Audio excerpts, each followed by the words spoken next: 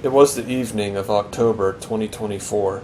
The Manawanui, a veteran of the oil and gas industry, had been recommissioned for the Royal New Zealand Navy and was currently surveying the reefs around Samoa. Things took a turn for the worse when the vessel stopped responding to commands and had started accelerating toward the nearby reef.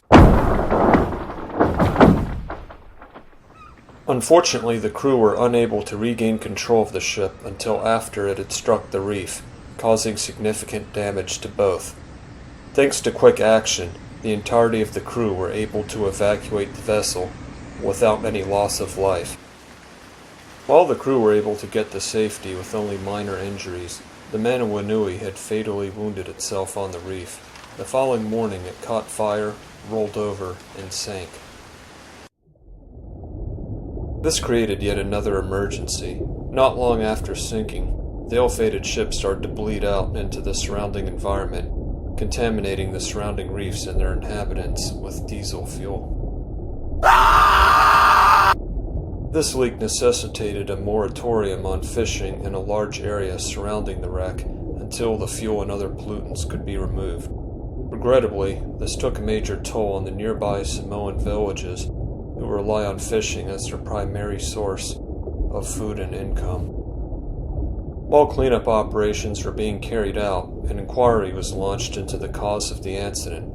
How did the crew lose control of the ship? Was it due to some sort of technical malfunction? Had it somehow been remotely hacked, or was there some form of human error?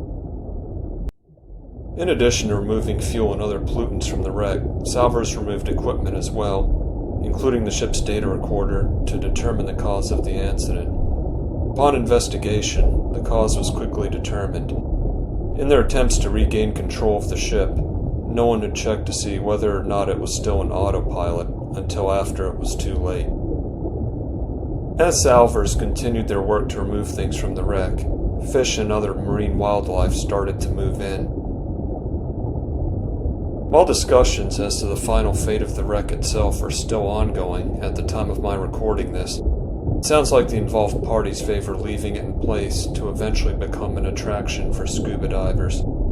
If so, the ship will eventually become a living part of the reef that it once studied.